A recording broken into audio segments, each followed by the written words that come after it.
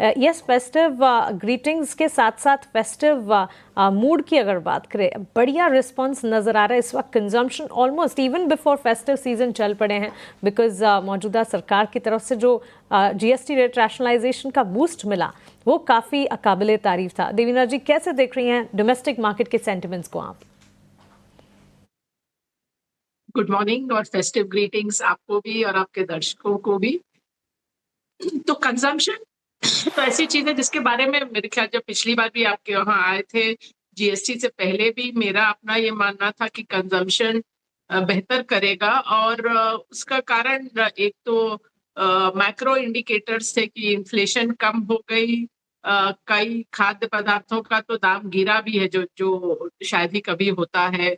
कच्चे तेल को देखें तो वहां भी भाव पिछले 1-2 साल के बनस्पत नीचे है। तो वो सब चीजें एक, और जीडीपी ग्रोथ भी ठीक रहा है। ऑफ कोर्स नॉमिनल ग्रोथ उतना नहीं रहा, लेकिन फिर भी तो ओवरऑल वो सारी चीजें भी पॉजिटिव थी। तो जैसे एफएमसीजी है, उसमें हमारे पीएमएस ने तो अब लगभग 8-9 महीने से हम ओवरवेट हैं, क्योंकि अब उसमें काफी कंपनियां निकल के आ रही थी हमारे सिस्टम से।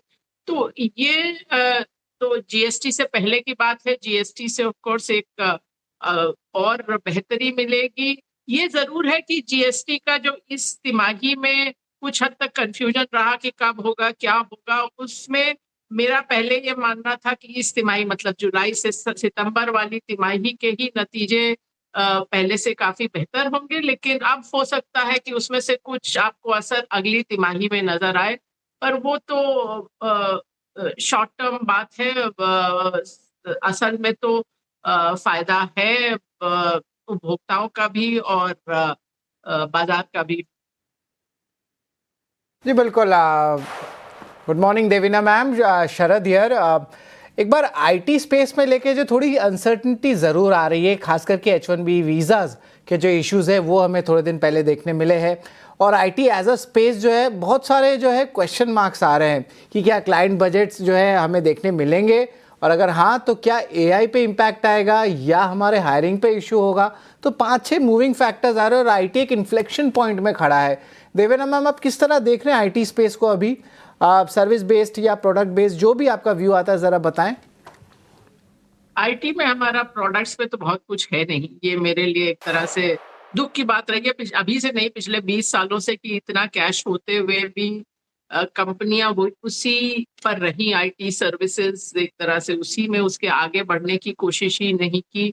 इतनी नई चीजें आई जहां आप एक तरह से घुस सकते थे। तो इन्फोसिस ने तो ओपन एआई में निवेश भी किया और फिर उससे निकल भी गए, क्योंकि वो उनको ये स्ट्रैटेजी पसंद नहीं आई। वो सीईओ ही चले गए। पर वो एक अलग चीज है, हायरिंग भी एक अलग चीज है। देखिए, हायरिंग से देश की अर्थव्यवस्था पे बहुत असर पड़ सकता है। कि पिछले 25 सालों में जो सबसे बड़ा एम्प्लॉयमेंट का, नौकरी का जरिया रहा है वो आईटी, और उसके कारण आसपास बहुत कुछ होता है। मतलब कहीं आईटी हब बनता है तो उसके साथ फूड डिलीवरी भी शुरू हो जाती है, सिक्योरिटी गार्ड से लेके ड्राइवर सबको नौकरियां मिलती हैं। तो वो चीज तो जरूर कम होगी एआई के कारण। लेकिन ये कंपनियों ने बहुत सारे डिसरप्शन देखे हैं। Y2K देखा है, वो डिजिटलाइजेशन देखा है, क्लाउड, बहुत चीजें, और उन्होंने अपना वो, और अब एआई, तो वो उसमें अडाप्ट कर पाएंगे, उसमें मुझे बहुत ज्यादा शक नहीं है कि वो कर पाएंगी। अब ये H1B की जो बात है, बहुत सीधे सीधे तो बहुत ज्यादा इम्पैक्ट होता नहीं। मैं तो H1B ये जरूर है कि 70-75% H1B जो है वो भारतीय लोगों को जाते हैं, लेकिन वो भारतीय कंपनियों को नहीं जाते हैं। जो आप ऊपर की 10 कंपनियां देखें जो H1B वीजा यूज करती हैं, उसमें खाली एक ही भारतीय कंपनी है, TCS। बाकी सब ये अमेजॉन, मेटा, गूगल, माइक्रोसॉफ्ट, ये सब हैं। वो हमारे लिए थोड़ा फायदे की चीज है, क्योंकि वो सब कंपनियों का लॉबी ज्यादा है अमेरिका में बनस्पत इंडियन कंपनीज के। तो वो भारतीयों के लिए एक तरह से मैं बोलूँ तो थोड़ा आशा की किरण है कि वो कंपनियां इस तरह का बहुत ड्रास्टिक नहीं होने देंगी। एलन मस्क खुद H1B पर आए थे अमेरिका।